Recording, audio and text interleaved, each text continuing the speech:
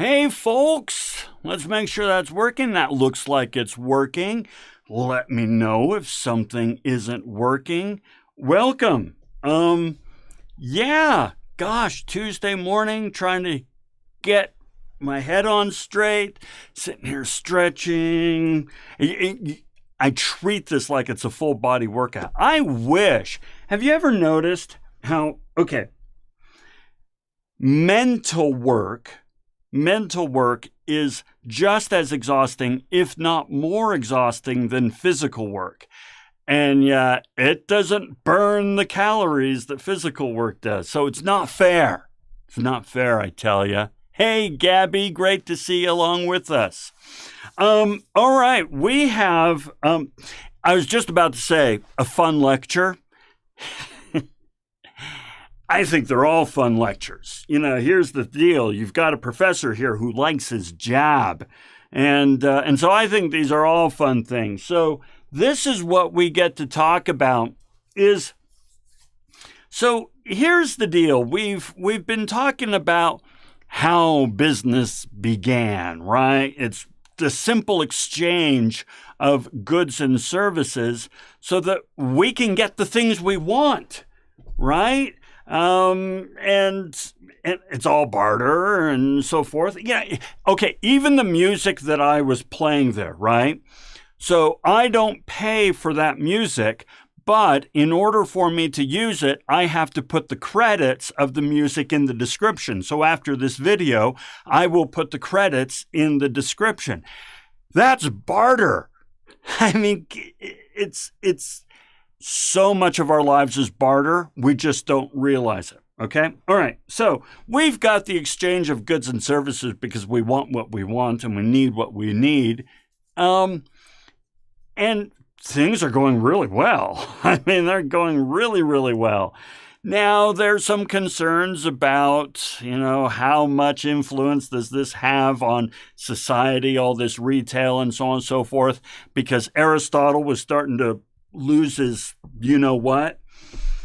Well, he's not the only one that is kind of losing his you-know-what. Today, we're going to be talking about how business is really growing. I mean, to just an astonishing degree, and how religion is kind of nervous about all this, and we'll talk about why. Okay? So, that's our plan for today. So if I come on over here, let's see, we'll move the mouse there. All right, we're talking Vikings. Now, if you looked over the reading, you could be forgiven for going, oh my gosh, this is so complicated. I'm not sure what to make of it. What does this mean? And so on and so forth. And that's fine. It's fine. It was written by Veblen and not always the easiest to kind of follow. But I am going to make the case today that if we look at that reading through the eyes of Amazon, I think that you will be shocked and amazed at how little innovation Amazon really created. What the Vikings did was essentially the same thing. So let's go ahead and start. Good, Brittany. I'm glad you can hear me. All right. Yeah, I was hoping because I got the little audio thing going, boingy, boingy, boingy. But the boingies don't always mean hearing. Okay, so let's play with Amazon and the Vikings here. All right. So let's start off. I know this sounds weird, but bear with me. Okay. So you, and it just so happens, somebody else as well, in the neighborhood, maybe like in our class, maybe we've got two people in our class. Let's do that. We've got two people in our class who is trying to introduce the idea of makeup for dogs. Nobody else sells makeup for dogs. It's a ridiculous idea. But there's two of you weirdos who have kind of thought, you know what? People are actually kind of crazy with their dogs. We're going to sell makeup for dogs. Okay, so here's the question that we're going to do to get some of these pointies. What can you do to, and this is important, the underline, get the word out about the product and grow your business?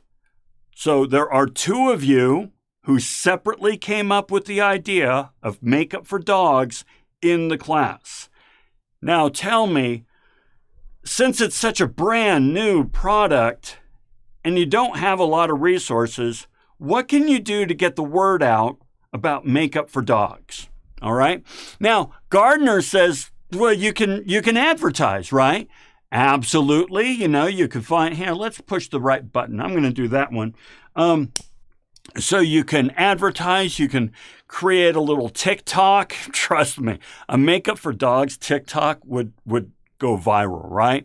Put some makeup on your own dogs, right? And kind of take some pictures. Yeah, you can do that. What are some other things?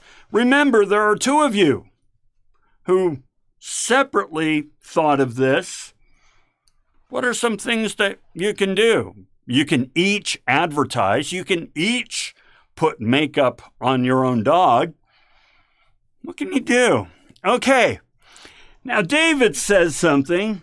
David says you can join forces and work together. Okay? Now, normally under different circumstances, you'd be kind of like, well, now hold on, they're my competitor. I want to beat them because they're my competitor. I want all the money. It's a zero-sum game. But no, when you've got such a brand new product, it's actually in your best interest that both of you work together to kind of sell this idea of makeup for dogs. Now, once you've sold the idea of makeup for dogs, maybe you kind of compete a little bit and so on and so forth. But, excuse me, there's no point in competing if there's no market. So you join forces to create a market. All right, well, just so happens that this is a really, really, really rudimentary proto-syndicate that you're talking about here, okay? So just to get out of the way here for a moment, syndicates, when organizations work together to conduct some type of business in order to pursue and promote their collective interests. Now, for those of you who are like, I totally know what a syndicate is and they're illegal, yes. Syndicates are illegal, but that's the modern day, definition, interpretation of syndicates. The most famous syndicate I can think of today is OPEC out in the Middle East. That's an oil, syndicate. But what we're really talking about is companies getting together and saying, hey, you know what? We could cooperate. We can remain two separate companies. We don't have to necessarily merge. We can remain two separate companies, but we can work together and serve our mutual interest. So, from the reading, it says, the early combinations. Now, combinations. Combination in this case means agreement, cooperation. So the two combine to some extent, right? Okay, so real quick, David asks, is a syndicate different than a joint venture? Yes, we'll talk about that. We will be doing that. So hold on with that.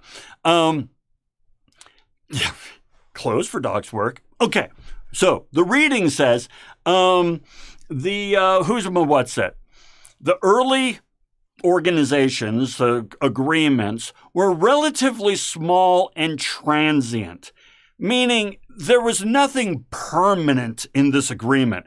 We are going to be together forever and ever. A joint venture, and we will talk about these, they're big, they're permanent, and they create these other entities and so forth, whereas these were small and transient, just kind of seasonal. Okay, that word's going to come back, all right? They took the form of gentlemen's agreements, pools, working arrangements, division of territory, etc., rather than hard and fast syndicates. Okay, so now think of Amazon for a moment. All right, now Amazon is always looking for, here, let me get out of your way for a moment. They're always looking for flex drivers, all right? Earn a little extra money being a flex driver. You know, what is Amazon Flex? It's simple. You're an independent contractor. You're an independent contractor. You use your own vehicle to deliver packages for Amazon as a way of earning extra money and there I am. I'm back. Wrong button. So here's the idea. Especially during seasonal times like Christmas and so forth, Amazon will hire these flex drivers. These are independent contractors using their own equipment in a temporary way, transient way, to meet their own needs, but at the same time help Amazon. This is what the reading is talking about here in the beginning. Let's see. So in those early days, a combine would be formed for a season between two or more capitalist undertakers, for the most part employing their own capital only. My friends, that section from the reading exactly describes Amazon Flex drivers.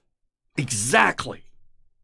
Okay, the combine, the agreement, would be formed for a season, the Christmas season, between two or more capitalist undertakers. You're an independent contractor, you're a capitalist undertaker, and Amazon is a capitalist undertaker, right? For the most part, employing their own capital. You're using your own vehicle. You're using your own gas, all that sort of thing, okay? So check this out. What Amazon is doing there is not, oh, wow, what a brilliant business idea. The Vikings were doing it ages ago. Let's keep going, okay? Syndication of an increasingly close texture and increasingly permanent effect appears to have rapidly grown in favor through the 9th and 10th centuries. The reasons for this movement of coalition are plain. The volume of trade as well as its territorial expansion increased uninterruptedly. Okay, let's put this in English, but then talk Amazon. It's saying, listen, they became more and more successful. They're making money. They're doing a lot of business and so forth. And so now they're having to, instead of this sort of transient, temporary stuff, we need to build some increasingly close relationships that are more permanent with other businesses so that we can expand and grow and deliver our stuff.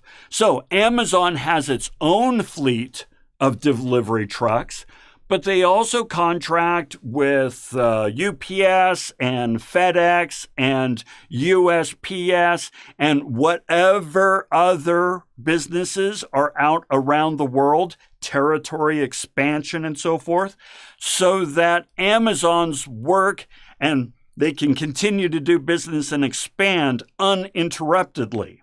Okay? Now remember, we're reading about Vikings.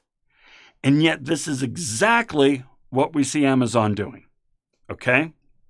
All right. By the way, Brittany says just to figure out what's safe for dogs, you can't use normal makeup. You have to find you. We're really fixating on the makeup for dogs. I'm telling you, there's an untapped market there.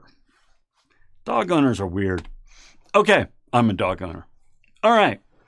So we start to see these things come up called trusts, okay?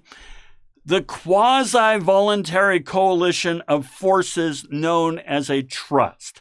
Okay, let's first define, by the way, would DoorDash and Uber Eats be syndicate? Okay, now they are, I'm going to push this button. As this sort of, let's do this one today. as a small sort of proto beginning syndicate, like what we saw earlier and so forth. Yeah, here's the thing. Remember, syndicate in today's language is more of a formal and illegal operation. But what we are talking about is organizations cooperating together to meet both their individual and group needs. So when you deliver for Uber Eats or whatever, right? When you drive for Uber, you're not doing it because, oh, I love Uber. I want Uber to succeed. No, you're doing it because you need coin, man. You need money. So you're doing it for yourself. And Uber is hiring you not because they just like, oh, Gardner's so cool. I want to hire Gardner. He's so awesome. No, they want money. So we're all doing these things for our own self-interest, but in doing them together, we have more opportunity to make more money. So that's what we're looking at here. Now let's look at these trusts. First, let's read a definition of trust. A trust is a business organization, a group of businessmen or traders organized for mutual benefit to produce and distribute a specific commodity or service, all managed by a central body of trustees.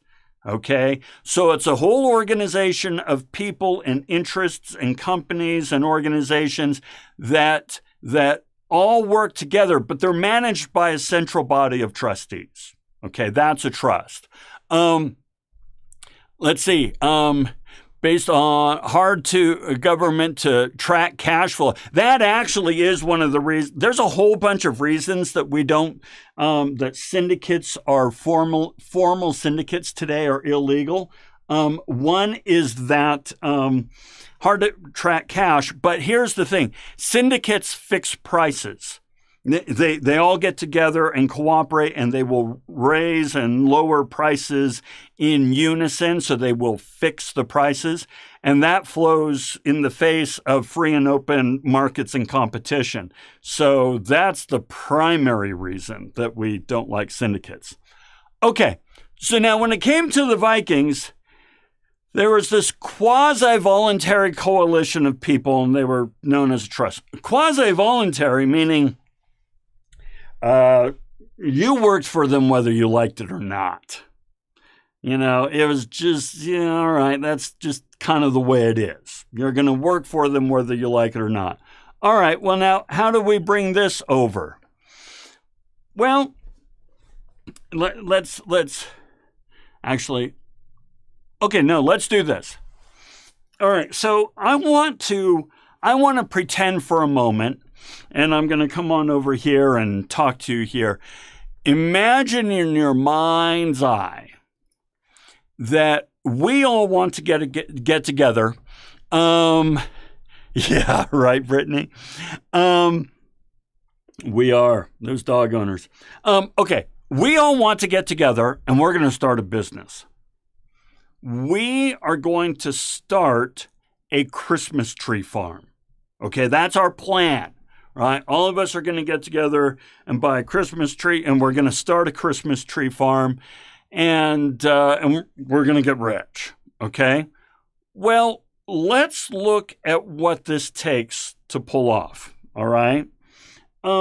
First of all, I think we'll come on over here.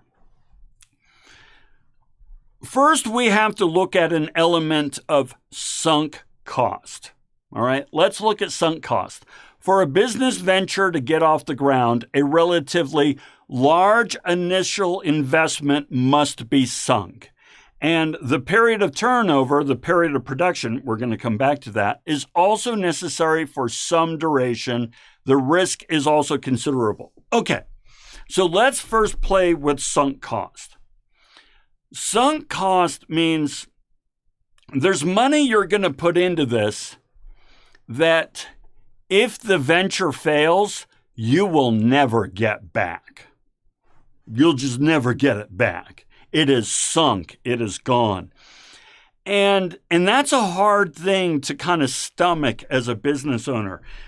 We as business owners often find ourselves chasing sunk cost, meaning we are loath to let go of the money that we have invested in the business. And so we're going to keep going at the business, even though it's already gone. There's no point in investing further in this business, but because we've already put $20,000 in it, I can't walk away from that. Well, yes, you can. It's sunk cost. You're never going to get that back.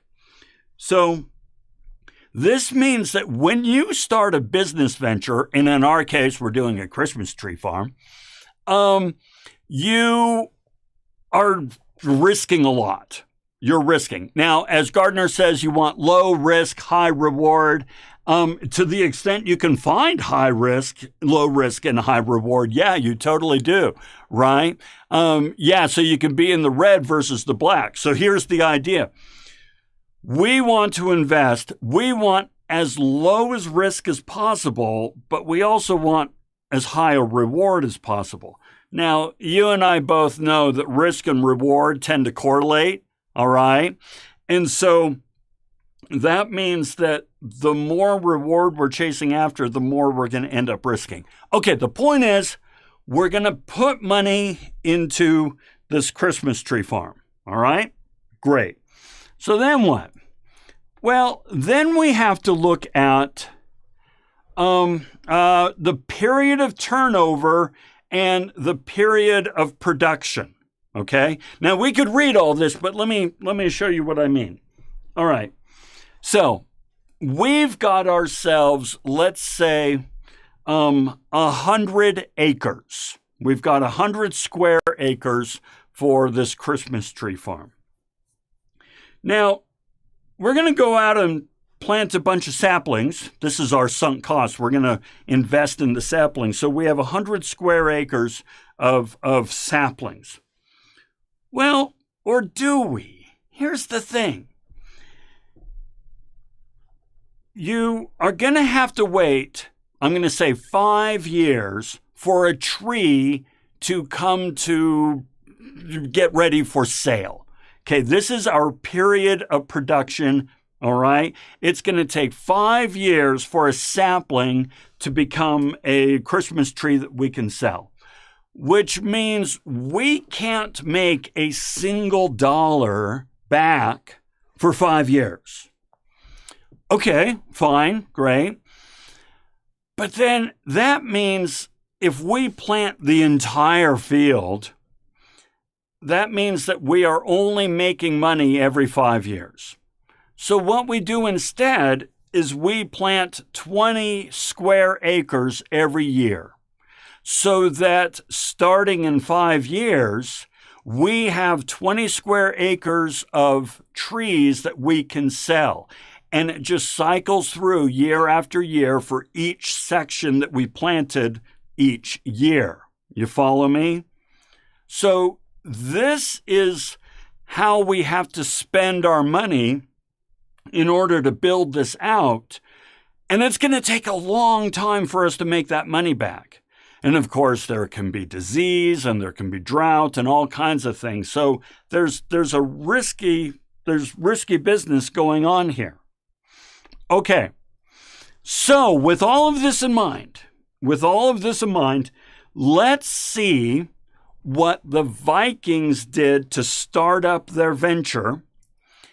And then I want us to figure out what the analogous is for Amazon. Okay, so I'll show you what I mean. Let's go to the reading. For the business venture to be successful, certain technological prerequisites must be met. Meaning there's certain technologies you need. In the way particularly of shipbuilding, okay? Of navigation, the manufacture of weapons, an adequate accumulation of capital goods must be had. Coupled with a sagacious spirit of adventure, there also must be an available supply of labor. Okay, what we just read was about Vikings.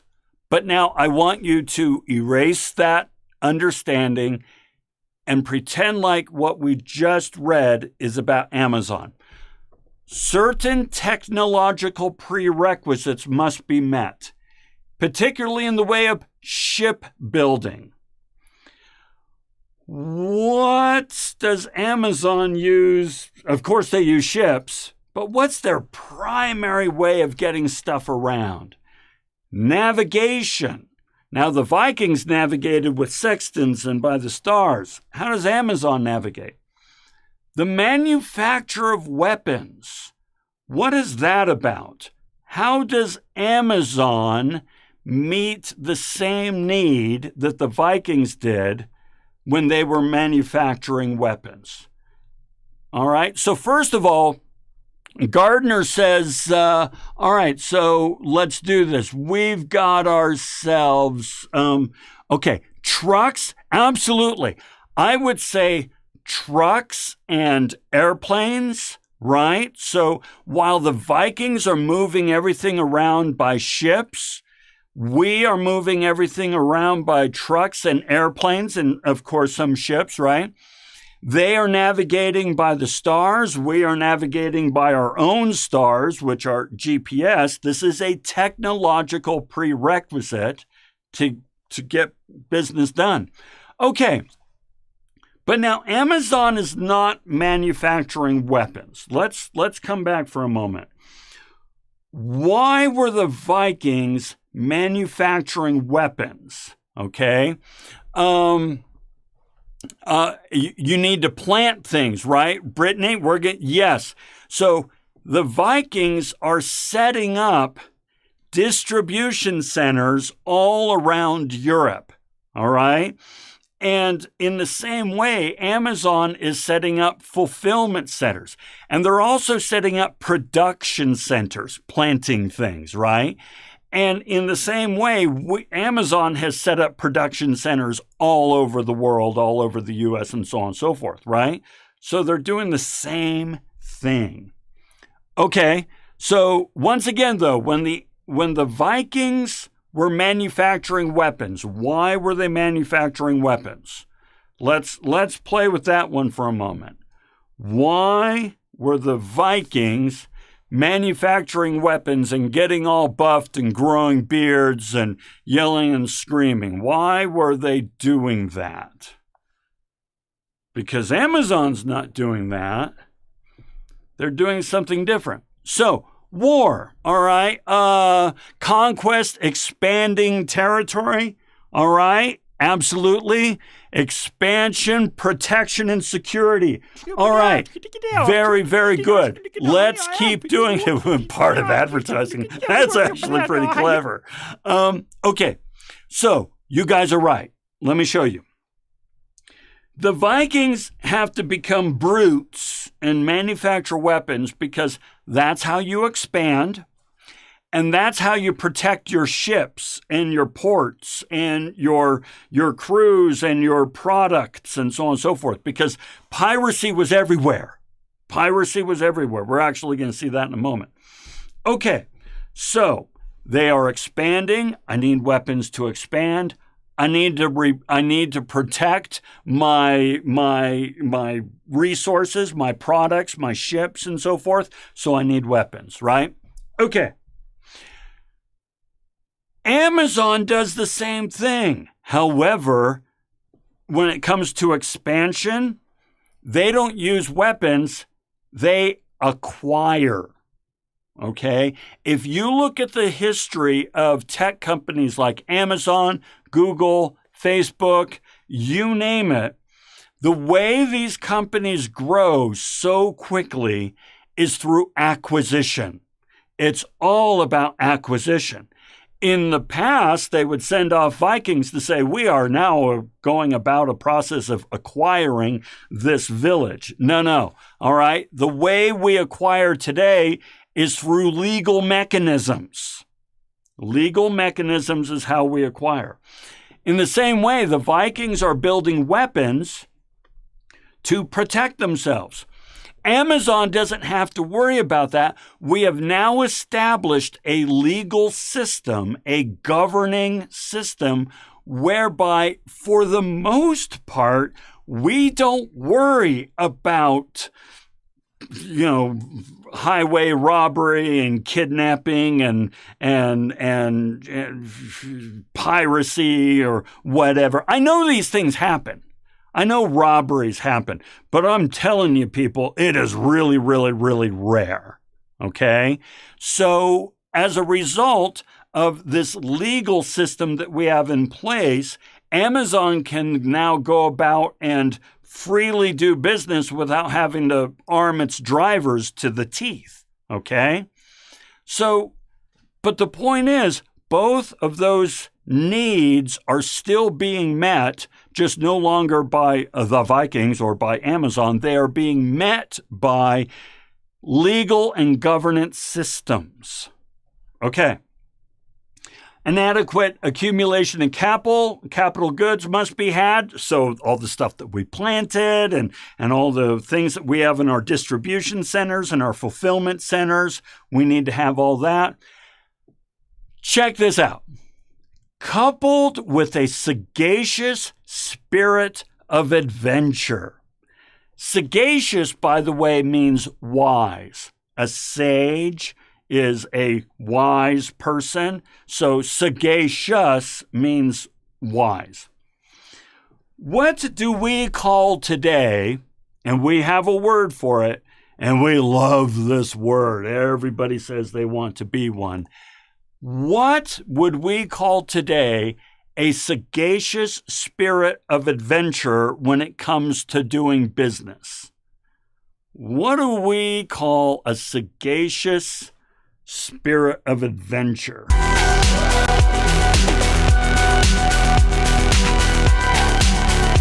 Who are people in business that we look at and go, wow, they're smart risk takers. There you go, Jocelyn. That's what I think they are talking about. They are talking about entrepreneurs, CEOs, and so forth. These are folks who have sagacious spirit, and I would include investors. Yes, Gabby. I was thinking entrepreneurs, but I will include investors. I hadn't thought of that. But an investor needs to have a sagacious level of adventure in order to say, I'm going to invest $50 million in this venture, $50 million that I may never see again. So, yeah, I'm on board with that one. That's good. So, point is, there's really no difference between how Amazon worked and how the Vikings work. The Vikings went around on ships, bought and sold, grew and store, and Amazon goes around on airplanes, buys and sells, grows and stores, and we use the same principles of business. Nothing is new, just different stars that we navigate by. Okay. Now, there's a couple of little stories in here that once again, we're going to talk about Palnatoke and Sigvaldi. And you're going to say, okay, these are ancient stories and so on and so forth. It's the same thing today. Nothing's new in this world, people. Nothing's new. We just forget so easily what works. Okay, so let's talk about Palnatoke and Sigvaldi. So, Palnatoke the entrepreneur. I'm going to read this, and I want you to, as I read it, I find it funny that it almost sounds like a gushing, bio piece in Forbes magazine. I mean, the writer is just, oh my gosh, this person's so awesome. In other words, it's like they're, worshiping at the feet of Elon Musk and just can't say enough amazing things. But check this out. As may often happen, when the irksomeness of this competitive situation was fast becoming intolerable, there arose a man of far-seeing sagacity and settled principles, of executive ability and business-like integrity, who saw the needs of the hour and the available remedy, and who saw at the same glance his own opportunity for gain.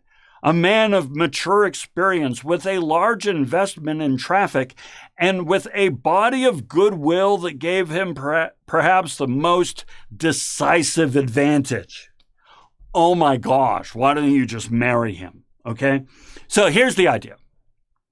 There's all these ships going around, and piracy is big. And these Vikings and so on and so forth, they are spending a ton of their resources just on expanding and on protecting their stuff, right?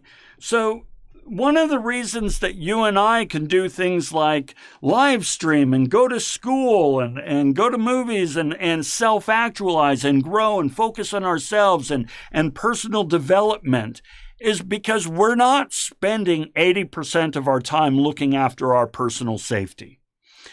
But Palnatoke and all his people were spending 80% of their time just protecting their crap, right? So he says, I see an opportunity. And it's an opportunity that not only will help everyone else, but will make me rich. This is how entrepreneurs think, right? You take someone again like Elon Musk. I'm not a fan, but he's an appropriate example here. He says, I'm going to start Tesla because I want to save the world. And I'm going to be the richest man in the world, right? It's that twofold motivation. I see an opportunity. It's going to help people. It's also going to make me so rich that it's obscene. Okay. So, together with the ships and other equipment of such Vikings as were admitted to the fellowship, its intangible assets were its franchise and goodwill of the promoter and the underlying companies. Its bylaws were very strict, both as discipline of personnel as well as distribution of earnings. Okay, let's put this in English. So Palnatoke says, you know what? I'm going to put a whole bunch of people together, and we're going to form a trust. And we are going to cooperate together for our mutual best interest. And I'm going to run the trust. Remember, a trust is an organization of people, but under one centralized head, right? So Palnatoke is going to run it. And we're all going to cooperate. And we're going to stay in frickin' line, because this thing will only work if we all pull our weight and do our part and stay in line and not try to stab each other in the back, which is what we've been doing when we were all pirates, okay? And as a result, we're going to get rich, because it's a lot better if we cooperate together and do business than if we are always trying to steal each other's stuff, right? Okay. Continuing on, this neutral international cooperation of piracy. Now, they are pirates, but now don't think pirates as in Jack Sparrow. Piracy back in the day was actually kind of consider it like a navy for hire. Governments, and we did this well into the 1800s and so forth, right? Governments would contract with private contractors, pirates, and they'd say, hey, we want you to go after the ships of our enemies. So if you ever watched Captain and Commander, Commander and Captain, something like that, professional pirates, right? And governments would contract with them and say, I want you to go after our enemies' shipping lines. And that was a way that they could hire out a navy, okay? So Palnatoke and all his crew, they're still pirates, but they're hired out. Okay. This neutral international cooperation on piracy, meaning we're for hire. rapidly won a great prestige. In modern phrase, its intangible assets grew rapidly larger. Backed by the competitive pressure which the new corporation was able to bring upon the smaller companies and syndicates, this prestige brought a steady run of applications for admission into the trust. Okay, what's this saying? He's saying, all right, they're a neutral group, a Navy for hire, and they are making a lot of money. I mean, they are really successful because they're not fighting each other. They're working in unison. And so other pirates, others see, oh my gosh, look at these guys. I mean, I thought we were doing okay, but we have to spend half our money just protecting ourselves. These folks don't spend a dime protecting themselves, and they're making a lot of bank. I want in on this. So everybody was wanting to join. Okay, so becoming more and more powerful. But now here's the thing. How does this line up with today? How do we see in business groups and organizations and maybe even companies who are acquiring becoming so successful that others want to join? Where do we see that today? So once again, think about it. We have one major company, Sigvald Palnatoke, who is bringing on all these other people. They become insanely successful, and other smaller groups want to join in to be part of that success. Where do we see that today?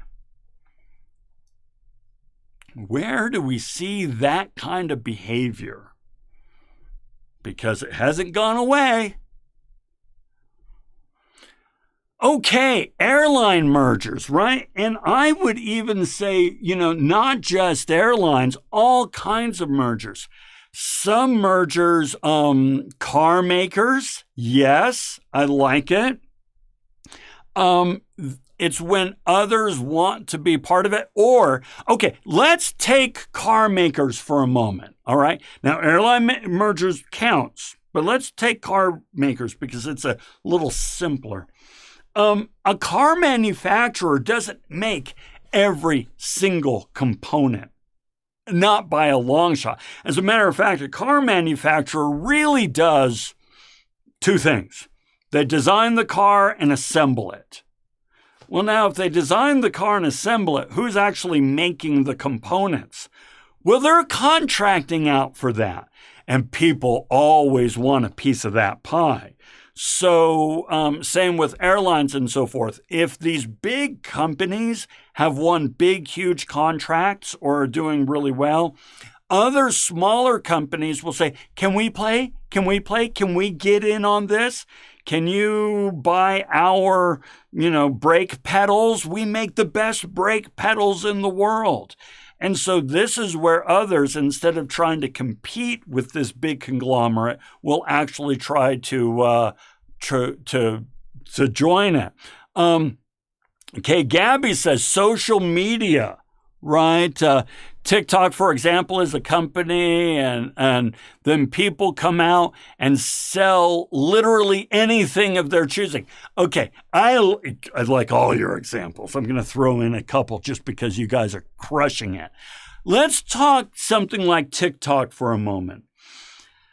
TikTok comes out, and it's kind of like, okay, this weird little social media. Okay, fine, whatever.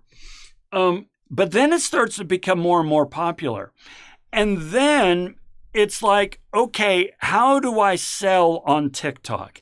Now, up until recently, if you sold on TikTok, you had to get the person to leave TikTok and go to your website, your Etsy or your Shopify or what have you, right? And TikTok said, we don't want people leaving TikTok, but we want you to keep selling on TikTok. So they set up Shop TikTok or TikTok Shop. I forget which it is, but it's an embedded store. And so now, if you want to sell on TikTok, you really need to be a part of that store. And so TikTok has become this great, big, huge thing that all these individual folks are saying, I want to be a part of that, and so are joining in on TikTok Shop. And it's growing rapidly. It may be that you've never heard of it because it's fairly new, but there'll be a day that you can buy a Rolls Royce on it, I swear, right? So yes, excellent, excellent. Okay. So then, this is nothing new, what Palnatoki did. Might have been new for him, but we still do this stuff. Well, we also destroy companies still, and this is where Sigvaldi comes into play, all right? The trust, this company that Palnatoki put together, the trust, moreover, being supreme within its field, the discipline grew lax and its exactions grew arbitrary, sometimes going to unprovoked excess. Okay, let's first look at that first sentence. So this company that Palnatoki put together was so big and so untouchable that discipline grew lax. You really don't need to count your money when you have billions and billions of dollars, okay? Now, I will give you a real-world example.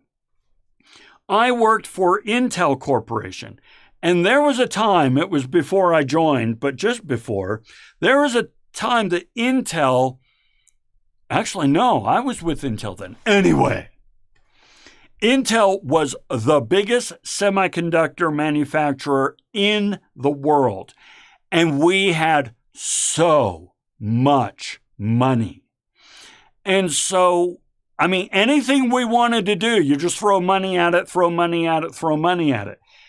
And when you have that much money, you don't have to be disciplined. And it bit Intel, and they're suffering, but they're making adjustments today. Same thing is happening here with Sigvaldi. And its exactions grew arbitrary. Some of its decisions made sense. Other decisions didn't make sense. They weren't really following any sort of discipline or system or process. Sometimes going to unprovoked excess. They were buying jets and flying jets all over the place. You know what I mean? But that's what we do today, right? Let's see. Yeah. The chat is definitely delayed. It's one of the things in this system that doesn't always work perfectly. One day, as one might say, too little thought was given to economies of production, and what changes were pushed beyond what the traffic could bear. In other words, they weren't really thinking anymore about supply and demand and producing to meet the demand, creating the demand, and so on and so forth. They were just kind of producing without being efficient, and they weren't thinking about how much they could actually sell, and they were keeping an inventory and so forth. It was a mess. It was an absolute mess. And so that's how Sigvaldi managed to bring down this company. And this stuff happens all the time today. Okay? All right. So that was our first reading. But what I want to do now, let's get up and stretch. Let's get up and stretch for a bit. We have a second reading we need to do. We're looking really good on time. But we got to get up and move a bit. And so what we're going to do is I'm going to give our second juggling lesson. Now, of course, you don't have to learn to juggle with me, obviously, but I do hope that you get up and move around a little bit. And let's see, do I have I don't have a button for that one yet. Let's come on over here and we'll get back here. Okay. All right. Yeah, David, we're doing the juggling now. Okay, here's what we're going to do. Last time when we did our juggling lesson, all we did was toss the one single ball.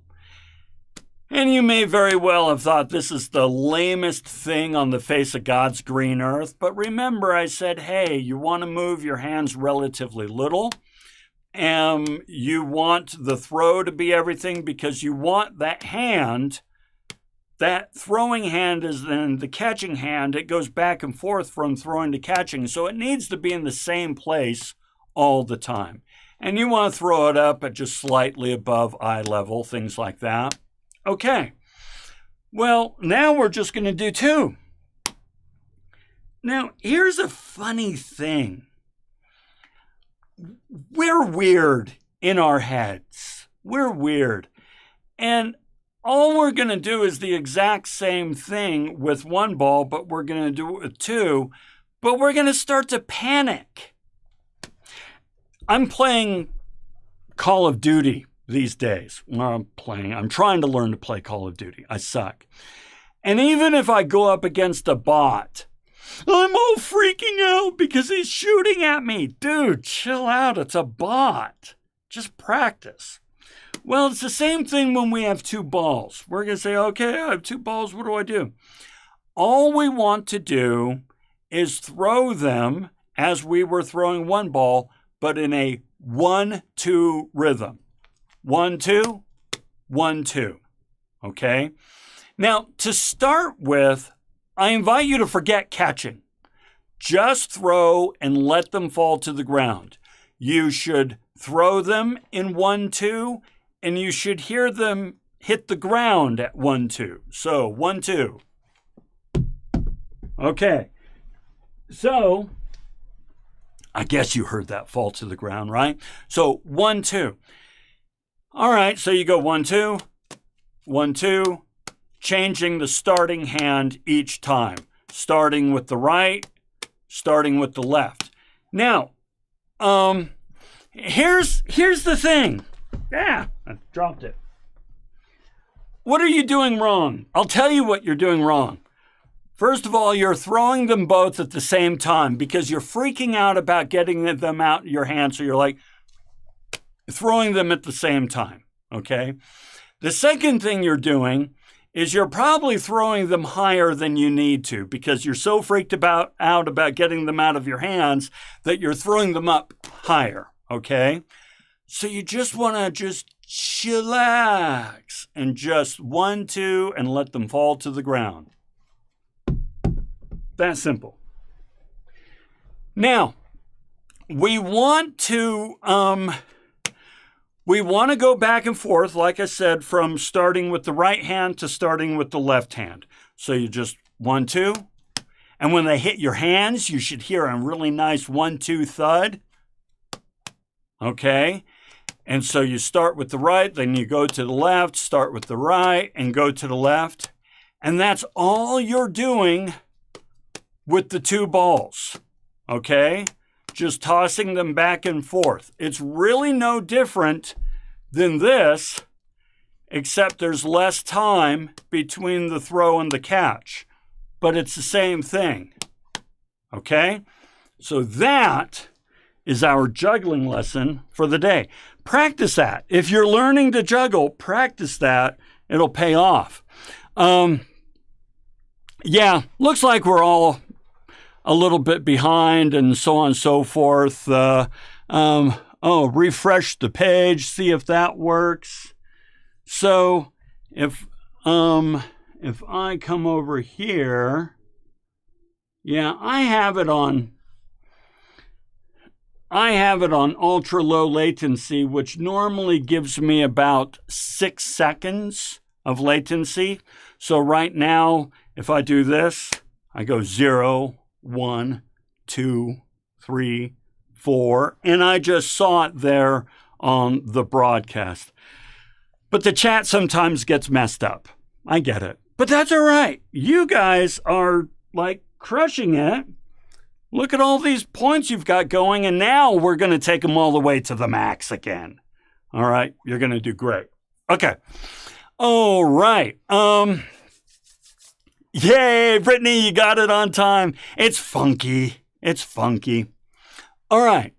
Now let's go on to our second reading. So here's the deal, folks. Business is booming. Business is booming. Oh my gosh. If you've got the Vikings, think about how much Amazon runs the world today. The Vikings were running the world 1,000,000 times more, right? Business was booming. But if you think back to Aristotle, okay, so Brittany, it's the line from Billie Eilish. Maybe I'm the problem, right? I forget which song it is, but it's the second one on my playlist. Okay, so business is booming, but religion is like, I'm not too comfortable with all this business stuff. Now, they're not comfortable with business because here's the thing.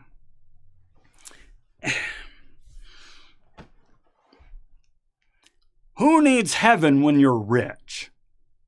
Okay, now, obviously, I say that in, cheeky sort of in-your-face way, but there's a certain truth to it, right?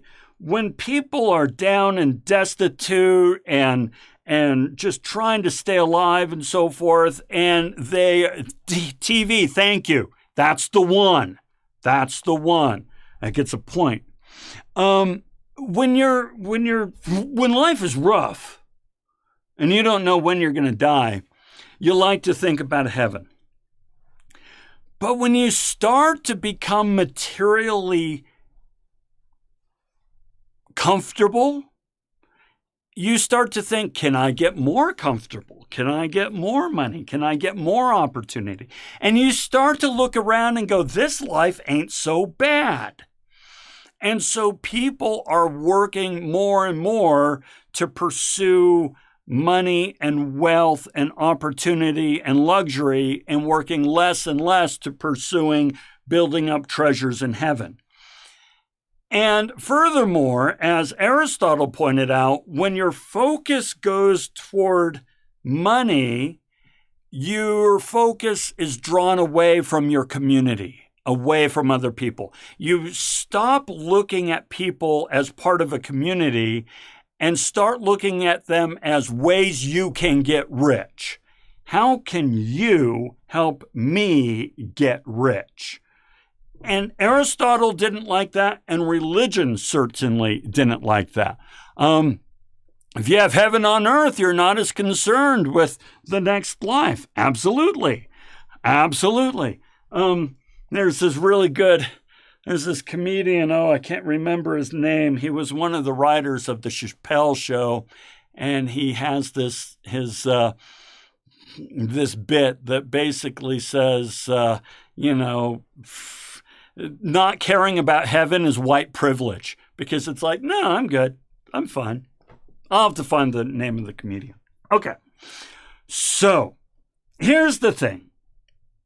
Religion is not too psyched up about business, but business is happening. It's happening. You're not going to put the genie back in the bottle. Hell, it was never in the bottle to begin with.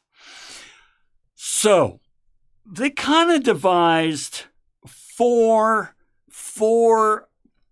responses to business. Religion kind of said, okay, we respond to this in 4 different ways. More we hear about Aristotle, it seems he didn't care much for individual wealth, but much more for collective wealth. Yeah, yes, and yes. That's exactly right with Aristotle. He was more concerned about the state. Okay, so we're going to look at the 4 responses, okay? Now, once again, this ain't no history class. We're going to look at the 4 responses. I will give you examples, but then you're going to find you use these responses as well. And we'll talk about how, okay? And that's where we're going to take it up to 15 and beyond, and we'll be really good. Okay, so let's look at the responses. First was what the reading calls the ascetic approach, okay? Now, the ascetic approach says that business is something that we must overcome.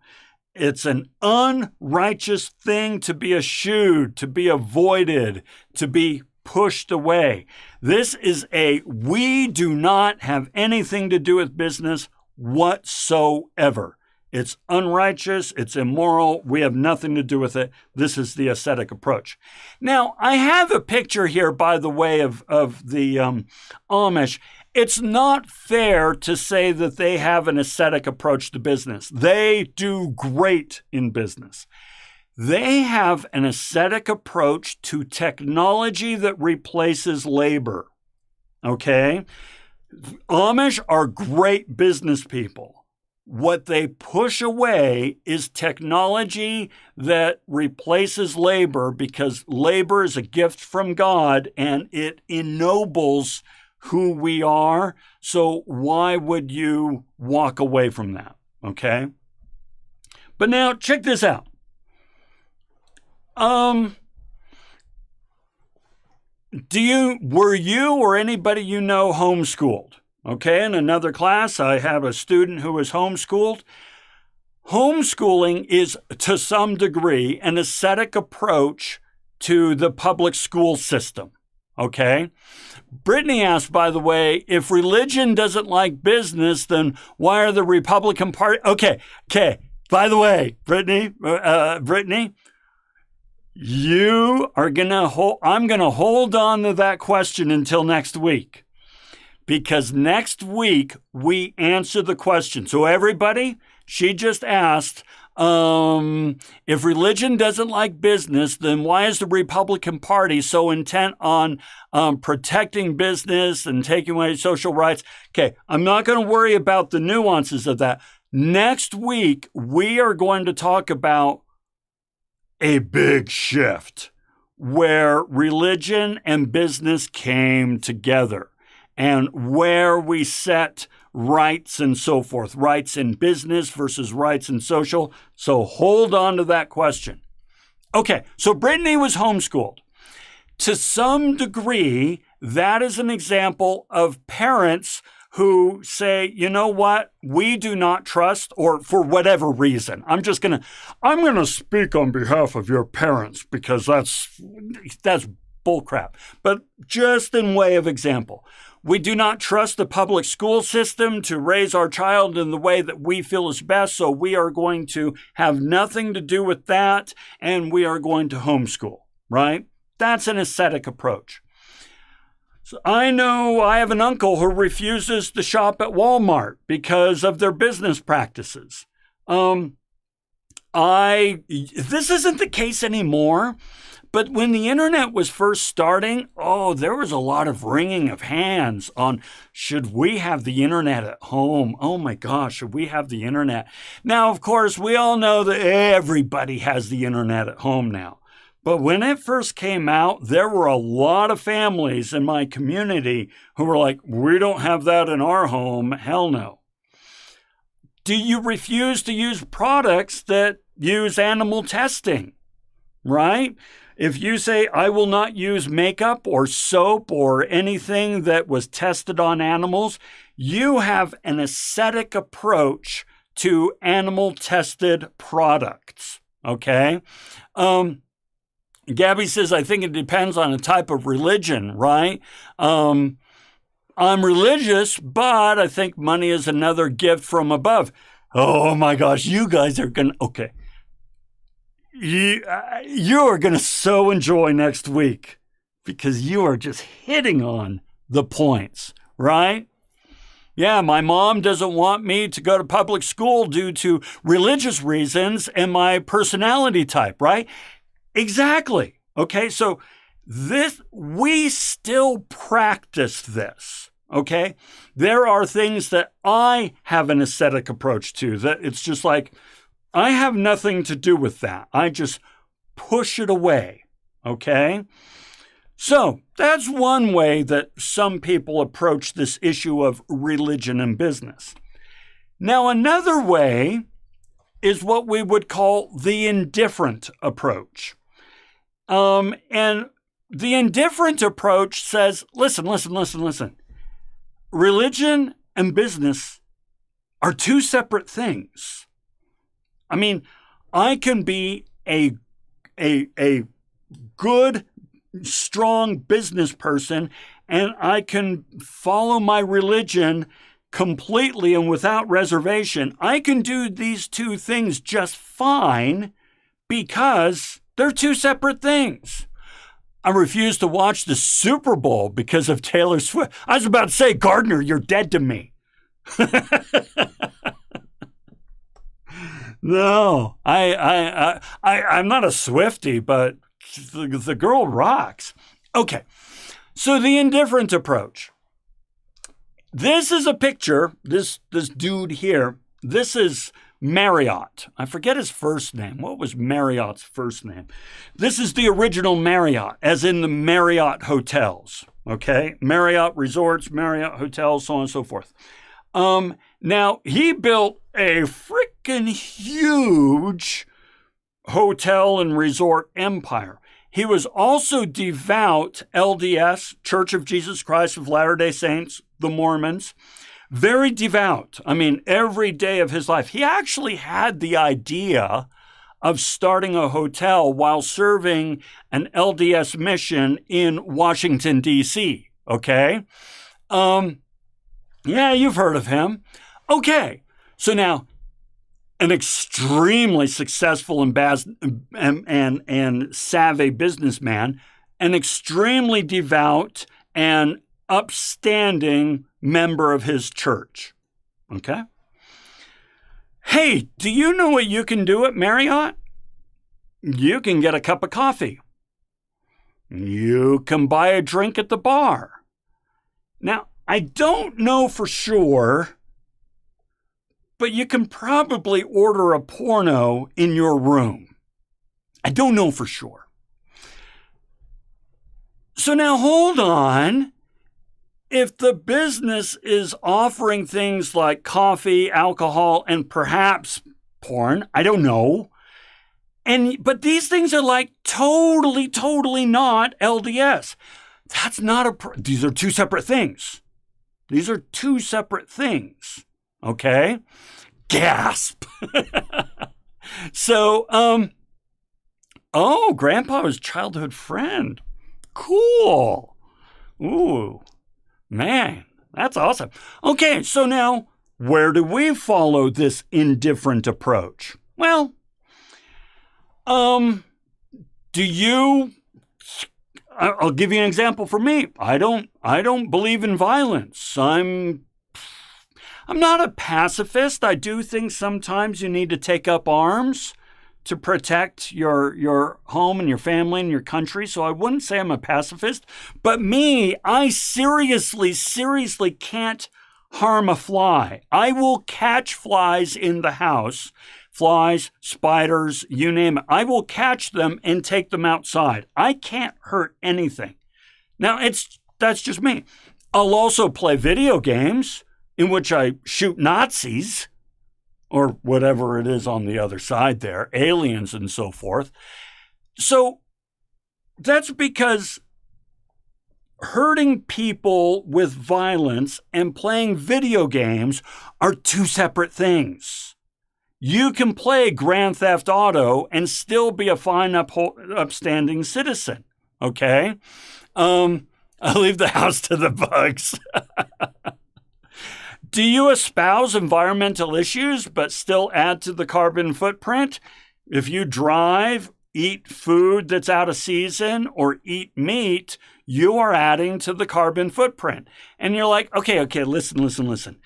I can still believe in helping the environment and wanting to solve global warming and do all I can, but I'm also going to live my frickin' life and have a banana in the winter. Okay? Those are two separate things. So we follow the indifferent as well. All right. The third of the four approaches is renunciation. Renunciation says that business is something to be fought and reformed, as part of an ultimate religious revolution. So what do I mean by that? Yeah, I want to save the environment, but I still want a private jet. Yeah, two separate things. Good luck on that. Okay, so this picture right here, this is a picture about the United Order. This was very, very, very early in the Mormon LDS Church history. That's, that's Joseph Smith, and that's Brigham Young.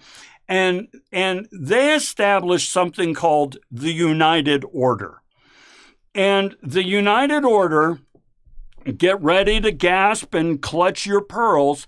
The United Order was essentially a form of communism, okay? Because they needed to help the community.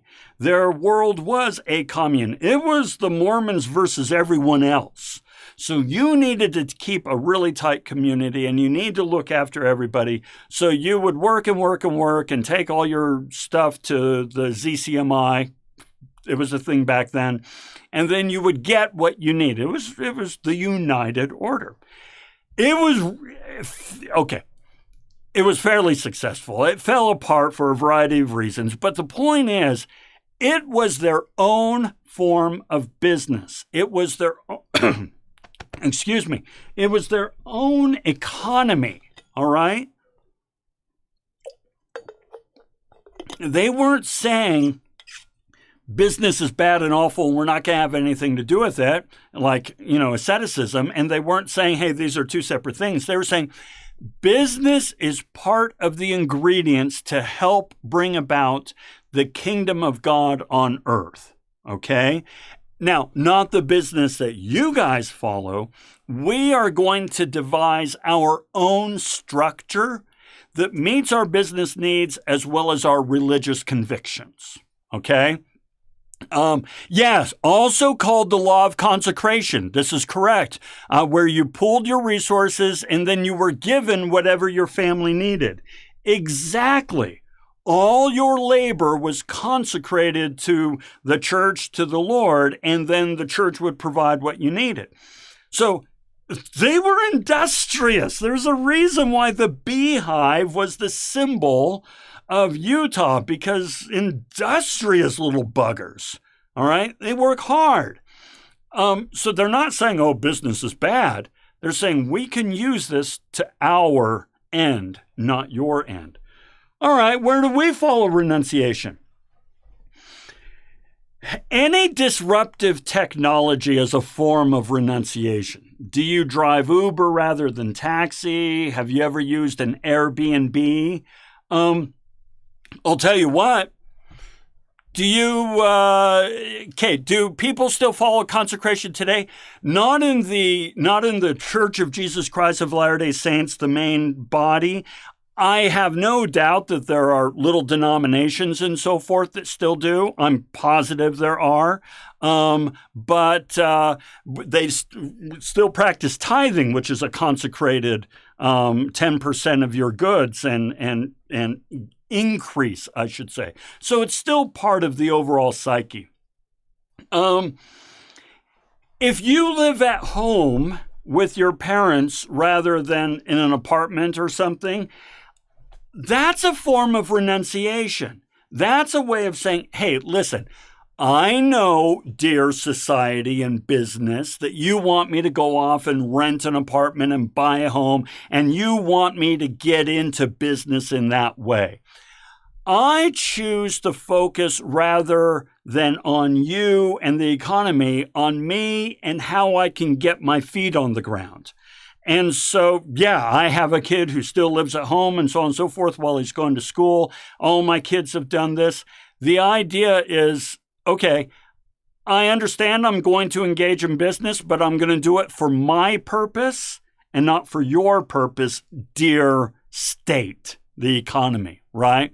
No, it's not part of the religion. However, they do covenant the law of the temples. Yes, that is true. Consecration is basically the pure form of socialism, communism. It's what it's what it claims to be. I got news for you, folks. So check it out. You got the 15. I'll tell you what. Communism looks great on paper. It looks fantastic on paper. By the way, so does cold fusion. Cold fusion looks really good on paper. It doesn't exist. Every time it's been tried, things blow up and so forth. But, on paper, it's not a bad idea. But the problem is human beings don't think like a piece of paper. We're all individual people with our individual motivations and needs and aspirations. And we don't all just follow what's on the piece of paper, right? So that's why I tend to go toward free market. Yeah, most things look really good on paper. Ain't that the truth? Okay. Do you do gig work for yourself or for part-time income? Gig work, this idea of doing Uber or selling on Etsy or Fiverr or things like that, this is a form of renunciation. This is a way of saying, I'm not going to work for the man. Now, I know I need money. I know I need to engage in the economy, but I'm not going to do it the way you want me to do it. I'm going to do it in a way that I want to do it. This is renunciation. Okay? And then the last one is the quiet approach, okay? Something to be tolerated and, where possible, amended. A necessary ingredient in bringing about the kingdom of God, but one that cannot be allowed to run amok.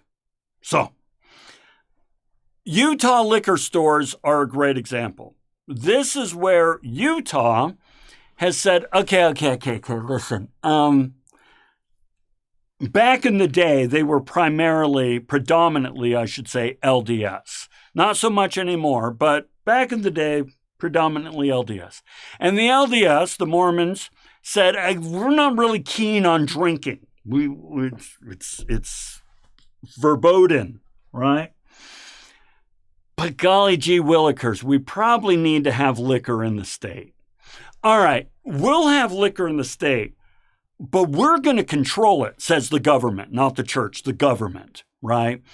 We're going to control it. We are going to have state-owned liquor stores. We are going to staff these liquor stores with state employees, and we are going to maintain draconian control over the consumption because it can't be allowed to run amok, all right? Liquor laws have loosened significantly over the last 20 years, but it's still the overarching approach. So, modern day examples. Does your family regulate TV, gaming, or internet time? Do they say, yes, we understand we need the internet here. We understand you like to game, but we're going to put controls on this, right? We're not going to just let it run amok. At the start, the government and the church were more or less the same thing. And, I'd say to the middle of the 19th century, of the 20th century, but they're not completely divided now, but the church has less and less influence today than it used to. Do you drive a hybrid or electric vehicle? This is your way of saying, yes, I need to get around, but I'm going to do what I can to help the environment. Does your family hide the chocolate and cookies to be brought out at certain times? Meaning, yeah, we want chocolate and cookies in the house. Who doesn't? But we can't just eat these darn things constantly. And so we're only going to bring them out on Sundays. That's what my mother-in-law does. She brings the chocolate out on Sundays. This is a form of quiet. Also, if they didn't bring the liquor stores into the state, people would gone out of the state. Yes. Like lottery tickets and fireworks. Yes. So they need to do it. And they understand that. They're not fools. I'd say the grand example of this today is marijuana. This is where different states have different laws, but it's all evolving. They're saying, okay. I give up. we're going to legalize marijuana. But I'll be damned if we're going to let it run amok. So we are going to control this stuff, in a tight-fisted way. Okay? So, yeah. I was going to say, where do you practice these? But you guys have been contributing like nobody's business here. You've been just crushing it. Absolutely crushing it. So those are the readings for this week. All right, our 2 readings. As always, please do me a favor and send me an email saying, here. That way I can get you these points.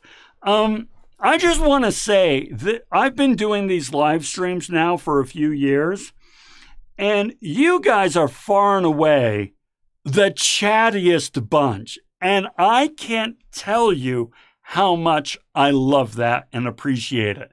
So thank you very much. I really, really like that. Yeah, Colin, I feel that a state should be run by the people, and the people is the collective. I don't want any state to be run by any one central body. It doesn't matter what that central body is. We all have free agency. And so, yeah, I'm with you. Okay. Hey, thank you, Christina. It means a lot. So, folks, send me the email. Jump on in, do the whole clickety-clack and whatever, do the assignments and so forth, and you'll be in tremendous shape. As always, I'm going to stick around if you have any comments or questions or anything like that. Gardner, you joined the management. It's 1060. Everyone, you can join management 1060 that starts in March if you do not yet have your IG credits. So, international and global. It's a 12-week course that it's online, and I'm going to be running it. It's all my material. So if you don't have your IG credits yet for graduation, and you feel like you can handle one more class for 12 weeks, jump on into it. Colorado figured out how to tax marijuana really well, but the states like Washington, where I'm legal, just made it legal, they aren't getting as much tax revenue. Yeah, the pestle analysis is awesome. That's one of the things about the marijuana is that it's a tax boom opportunity, which is one of the reasons states were like, okay, maybe we can pull this off. Gabby, highly recommend this, the 3rd class I'm taking with. So yes, Gabby was in 1060, the international class, and so was David. And yeah, of course, they did tremendous work, right? Will I have the same class in the summer? I believe I will. I believe I will have a 1060 in the summer. I don't have my schedule in front of me right now, so I can't say for sure, but I'd bet dollars to donuts that I do. Yeah. The pestle. Political, economic, social, technological, legal, and environmental. Don't worry. Once you see all the information on it, it'll make good sense. All right. Yeah, take that with the communications class. That would work there in the summer. Yeah. Okay, yeah, if you break the pestle down into manageable pieces, it's a very, very, very manageable, doable assignment. And that's what I really strive to do is say, okay, let's break this up into pieces and do it little pieces at a time. I am a big believer, people, a big believer that if you work on something just little bits along the way, then 2 things happen. One is you get it done and you almost don't even remember doing it. And second is things that look hard actually are super easy, right? Everything's easy if you just do it for 10 minutes a day, right? Or 10 minutes every couple of days. So, yeah, we take good care of you. Thank you, Brittany. I really, really do appreciate it. We'll see you, Gabby. Have a fantastic rest of the week. We still got the rest of the week in front of us, don't we? It's all right. We'll get through. We'll get through. And yeah. Again, fun facts on pacing was 2 to 3 people. Fun facts on the first class. I'm not sure pacing. You have to tell me. Let's see. Fun facts on. I'm not sure what you mean, Christina. What do you mean pacing? Hey, Gardner. We'll see you later. Have a good one. Oh, I get it now, Christina. I get it. Yes, right? I felt like today a lot of people were contributing in ways that really helped add to it and so forth. And yeah, when it comes to a project, pacing it, just doing a little bit all the time, I hate stress. I really don't like anxiety, and there's no better way to impose stress upon yourself than to wait to the last minute. What the hell? Why are we waiting to the last minute? So I eschew all stress. I'm ascetic about stress, and I just get the work done now so that I can go off to my room, read a book, and chill because I have nothing to worry about. Yeah, pacing. It's all about pacing. You're right, Christina. All right. Any other questions? Let's see how we got here. Let's see. Work smarter, not harder. Yes. So true. So true. Yeah, work backwards. Yes, figure out what the end state looks like, Christina. You're right. And then kind of figure out, okay, if I want to create this end state, what are the steps I need to do? You reverse engineer the success you want. Mwah. Absolutely. Totally agree. Hey, we'll see you, Tyler and Eldon. Have a good one. We'll see ya.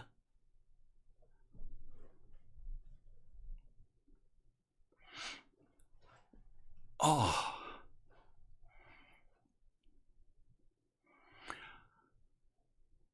All right, well, looks like things are calming down. Brittany, thank you very much. David, we will see you next week. So I'm going to go ahead and say it's a wrap, and we'll see you guys later. Have a good one.